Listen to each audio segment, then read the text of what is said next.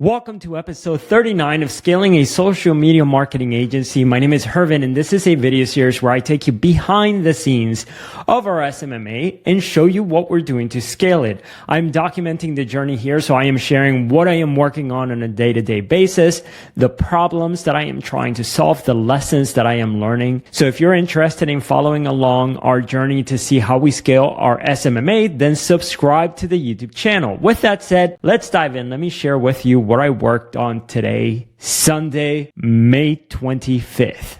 All right, so today is Sunday. I spent about an hour or so reworking the sales script, reworking the sales presentation. I also launched new ads for our company right now to start marketing ourselves. I decided that it was time, and I have some good news about that. Stay tuned until the end where I'll talk a little bit more about that. And then I'll talk about, the title of this video is that we had our AI appointment setting bot turn a lead into an appointment. So that was really cool. I'm going to walk you through that conversation. Okay, so let's dive in. So the first thing is that, let me share my screen here. I reworked the sales presentation, the sales script. So this is the sales script right here. And what I did is, so to give you some context, a few videos ago, or maybe might have been the last video, I talked about how I wanted to simplify the messaging behind my advertising, but also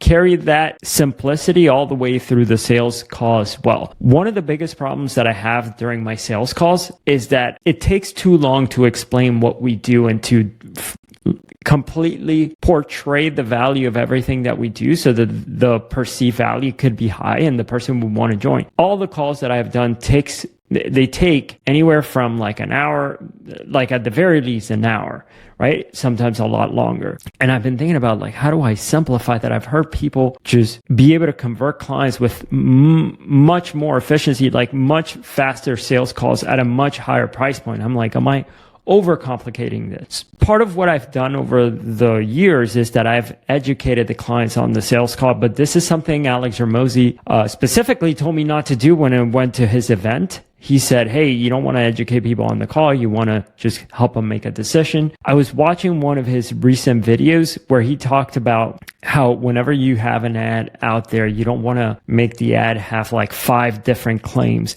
This is something that he got from the person who helped Steve Jobs with his marketing. He said a good ad is one that has one message, one clear message. The reason why he brought it up is because Steve Jobs at that time, he was marketing the iMac, and the iMac was good at many things, 5 things. And so Steve wanted to say all 5 things on the ad. It wanted to make all 5 claims. And the person in charge of the marketing was like, no, we got to stick to one claim, right? And I thought about that, but for our sales call, right? So, first for our advertising. So I've been simplifying the copy also on the website, on the ads, but also thinking about that for the sales calls. Like if I can really believe that there's one thing that the potential client needs to do to double their business or start to grow faster than they have ever grown before, then if I could just focus on that one thing and solve that one problem, I could condense the time of the call and it'll probably be better because they could hold on to one thing. Oftentimes the problem that I have during my sales calls is that I feel like I am trying to teach them all these things and it's hard for them to hold on to everything. Whereas I feel like if we just boiled everything down to okay, what is the biggest thing for you that if you were to solve that one thing, it would transform your business? Then I could get that in the shortest amount of time possible and I could just focus on that. So I reworked my sales script. So you could see here, this is the new sales script that I have, and I reworked it right here. You could see demo, the call script. So at the beginning, I said the agenda. Then I clarify their goals. Like, why are you here? And ideally, when I ask this call, I often get rambling. So what I'm trying to find out is are you here because you want to grow? Are you here because you want to make more money? Are you here because this business is struggling or whatever it is? Then from there, I'm going to ask them about their situation. Like, hey, would it be okay to ask some boring questions about your numbers? Ultimately, what we're selling is helping them make more money, like helping them enroll more students so that they can make more money. So I want to turn this into a conversation that is not so sexy, but it justifies the ROI is if I can turn this into a like money conversation, numbers conversation. So one of the things that I am going to be doing during my sales call, and I wrote this down, I'm going to ask them these questions about their numbers. Like, hey, how many leads are you getting each month? How many of them are booking trials? How many of them are showing up? How many of those students that come in do you actually enroll? What is the highest of student numbers of enrollment? So I'm trying to find out like where they're at, because at the end of the day, I could point out, it's like, hey, look, this is where you're struggling. It sounds like you just are losing people here, or you need more leads here. So if I could focus on the numbers, then it'll make the sales call a lot easier. Then I'm going to tell them like, hey, based on the numbers, it sounds like the biggest thing for you is this. If you could only do this, that will grow your business tremendously. And then if they agree, then we could say like, cool, what have you tried? This is based on Alex Hormozi's like closer framework for sales. It's C for clarify, L for label, O for overview what they've tried. So this is it. Like I'm going to clarify what they've tried. Then I'm going to talk about the implications. Like, okay, so you have this problem. You've tried these things. What happens if you don't fix it? And then what happens if you do fix it? Like, where would that put you? What would that mean for you? And then from there, I'm going to sell the vacation. So from there, I'm going to talk about what we do at StudioHub. So at the beginning, I'm going to label them with problems. So I'm going to use this diagram. So this is a diagram that I created that shows what we do. It's like you're either not generating leads or the leads are falling through the cracks. And StudioHub, what we do is that we help you get leads and we plug the holes. So it's easier to see, it's easier to understand. And then I'm going to tell them that they get weekly one-on-one coaching and support from our experts. As part of their onboarding, we do all of the tech setup for you. They get one-on-one training. They get done for you advertising campaigns. And then I'm going to talk about the results. So I'm really here trying to sell the vacation, like what we're going to do. Yeah. And then I'm going to address the objections, and that's it. Then I'm going to ask them if they are ready to move forward with it. So that is the sales script that I am going to be following from now on. I am going to test this out. This sounds like it's a lot more a straightforward conversation if I could keep it just down to what is the one thing that they need to focus on. In the past, I used to try and build value by saying like, okay, you're going to need leads, right? So you're going to need leads because you don't have enough leads. So we're going to help you get Google reviews, and then we're going to help you get to the top of the SEO. Then we're also going to help you launch ads. Then we're also going to help you do text blasts to re-engage your past students and all of this. And then like you also have people falling through the cracks. Let me show you what our automations look like and why it is important to have automations. And we have automations that follow up with people, and if they stop responding. And it was taking so long to explain what we did that they just kind of like, I would overwhelm them with details. So I'm trying to simplify this. So if I could keep it down to one thing, that would be great. So I worked on the sales presentation. I worked on the sales script. I also launched a new advertising campaign, which by the way, I'm a little puzzled here because, it says here, so the campaign today has spent, so I launched these ads today because I realized I've been a little worried that we're going slow. Pretty soon we're going to have to get our marketing up and running. This is a good time to start getting clients because they're thinking about their new season already. On top of that, like I see all of the clients, all of the other companies who are our competitors, like they're advertising and they're out there and we're not. And at the same time, like we've hit a plateau in terms of clients that are coming in and clients that are leaving.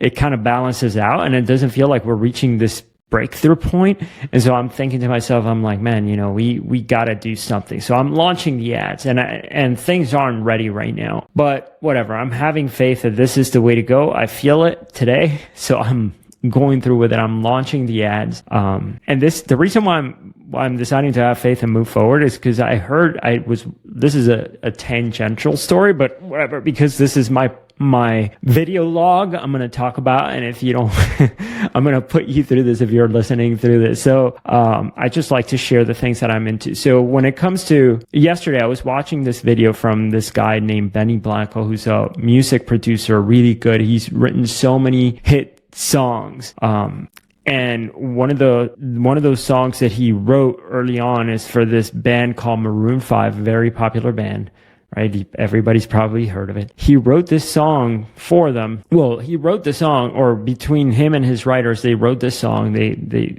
And then they decided to pitch it to Maroon 5, who ended up really liking it. And that was the only song they had for them. So when they met with Adam Levine, the singer from that band, they were like, hey, you know, we have this song for you. And then he liked it. And Benny, who is a producer, was like, hey, I'm glad you like the song, but you know, I have another idea for a song that I think you would also like. Let me share it with you. And then Adam is like, okay, yeah, sure. Share it with me. I love this one. So share with me whatever else you got. And Benny didn't have an idea. So he just committed to something and then later figured it out. And so I thought to myself, you know what? If he had the faith to say that he had an idea, even though he didn't have one, I'm going to have the faith to turn on the ads right here. So that's what I did today. I launched the ad campaign. So that's one of the things that inspired me yesterday, just watching that video.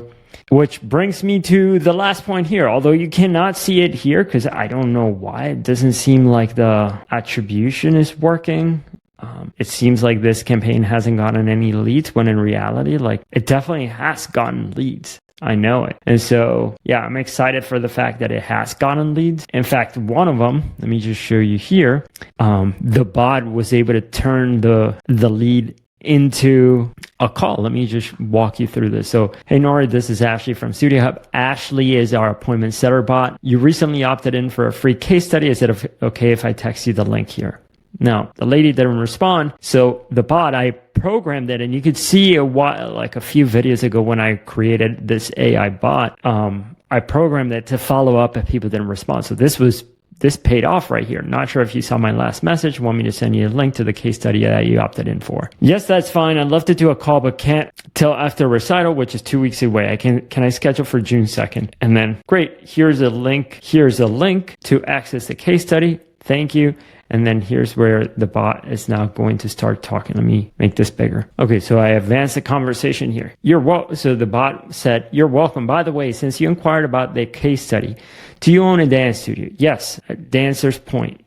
And then it's like, great, by any chance, are you interested in growing your student numbers? The reason I ask is because here at Studio Hub, we specialize in helping our clients boost their enrollment. With our help, our average client enrolls 149 additional students a year. Can I share more details about how this program works? So then the bot was like, yes, I am ending the season with 136. I'm currently enrolling for the summer and for the fall. And the bot is like, fantastic. It sounds like you're in a great position to take advantage of our growth partner program to boost your student enrollments for the fall and for the summer and fall sessions. Here's a brief overview of how our program could help you. Launch advertising campaigns, automated follow-up systems, weekly one-on-one coaching. Our average client enrolls 34 new students in their first 90 days with us and 149 students every year they work with us. Given your current enrollment numbers, our program could significantly help you in achieving your growth targets for the upcoming seasons. Would this be something you're interested in learning more about? Yes.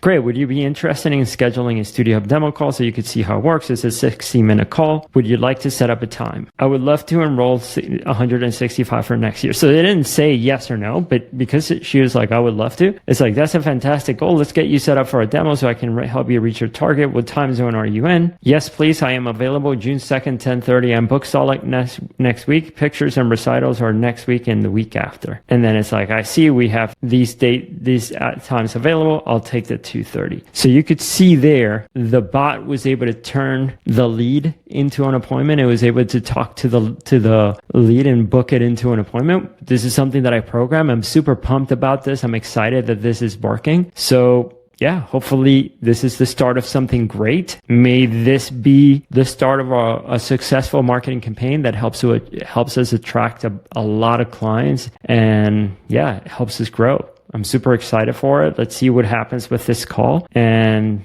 I'll keep you posted. If you're enjoying these episodes for how we are scaling our social media marketing agency and you want to follow along in the journey, subscribe to the channel, and I'll see you in the next update. Bye.